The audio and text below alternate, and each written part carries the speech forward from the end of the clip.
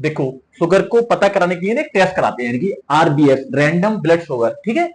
तो नॉर्मल कितना रहता है शुगर, यानी कि जो नॉन डायबिटिक्स है, यानी कि डायबिटीज नहीं है किसी को, तो कितना रहेगा 80 से 140 मिलीग्राम पर डेसीलीटर, यानी कि ये नॉर्मल मानी जाती है शुगर का लेवल ब्लड के अंदर। प्री डायबिटिक्स या बॉर्डर लाइन डायबिटिक्स कब मानी जाएगी, जैसे मान लो इससे डायबिटीज हो सकती है अगर इससे ज्यादा शुगर हो गई ब्लड के अंदर, 140 से 199 मिलीग्राम पर डेसीलीटर, अगर इससे ज्यादा हो गई तो उसे डायबिटीज हो सकती है पेशेंट को। और मान लो डायबिटीज कब मानी जाएगी, शुगर में अगर ब्लड के अंदर शुगर का लेवल कितना हो जाए 200 मिलीग्राम पर डेसीलीटर, और साथ में से सिम्टम्स आ रहे हैं, जैसे प्यास बहुत लग रही है, भूख बहुत लग रही है और पेशाब बहुत आ रहा है, ठीक है, तब क्या होगी, डायबिटीज मानी जाएगी। अब देखो हाइपोग्लाइसीमिया, ये क्या होता है, ग्लूकोज का लेवल ब्लड में कितना 70 मिलीग्राम पर डेसीलीटर से कम रह जाए, तब क्या होता है, हाइपोग्लाइसीमिया की कंडीशन होती है।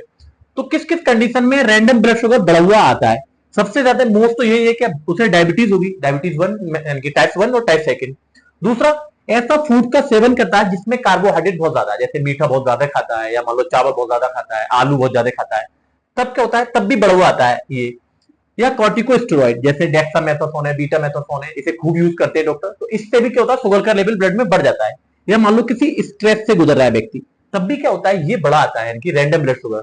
ठीक, रैंडम ब्लड शुगर किस कंडीशन में घटा हुआ आएगा, जैसे हाइपोग्लाइसीमिया, ग्लूकोज का लेवल क्या हो बहुत ज्यादा कम हो जाए, तो किस कंडीशन में होगा, जैसे इंसुलिन की डोज अगर ज्यादा दे दी किसी व्यक्ति को, तो उस कंडीशन में क्या होता है, रैंडम ब्लड शुगर क्या होता है, कम आता है। या मान लो कोई व्यक्ति लंबे समय से उपवास पे है, तो उस कंडीशन में भी क्या होता है, रैंडम ब्लड शुगर का लेवल कम आता है। ठीक, तो आज इसके बारे में हमने पढ़ लिया।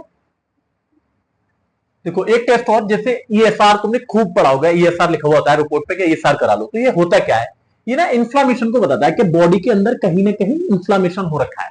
ठीक है, तो नॉर्मल रेंज कितनी रहती है, जो व्यक्ति जैसे मान लो मैन है, तो मैन में कितनी रहेगी, अगर 50 साल से कम का तो कितनी, 0 से 15, और 50 साल से ऊपर का है तो 0 से 20 रहती है। और वुमेन में वो कितनी रहती है, अगर 50 साल से कम की है तो 0 से 20 के बीच में, और 50 से ऊपर है तो कितनी, 0 से 30 के। ठीक है, बच्चों में 0 से 10 के बीच में रहती है, तो इसका तो कोई मोल नहीं है।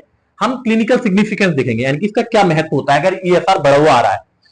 तो अगर ईएसआर बढ़ा हुआ आ रहा है तो हो सकता है कि बॉडी में कहीं भी इंफेक्शन हो रखा है, जैसे टीबी हो रखी है, एंडोकार्डाइटिस हो रखी है।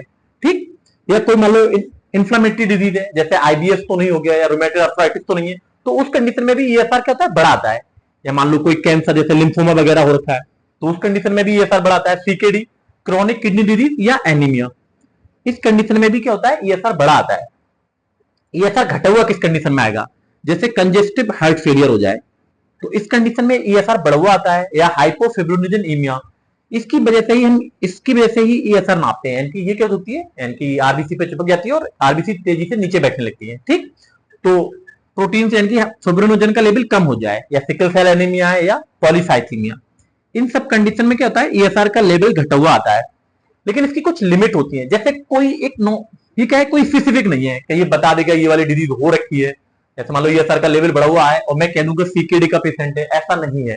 ठीक है, और ये अफेक्टेड होता है, जैसे मान लो एज के साथ एज भी चेंज हो जाता है, जैसे मान लो जैसे मैंने तुम्हें बताया ना, 50 साल से कम का है, 50 साल से ज्यादा का है, तो उस पर क्या होता है, ये चेंज हो जाता है। दूसरा, सेक्स यानी कि मेल फीमेल में भी ये वेरिएशन दिखाता है, और प्रेगनेंसी में भी वेरिएशन दिखाता है। ठीक है, तो ये आज मैं ईएसआर के बारे में पढ़ लिया। ठीक है।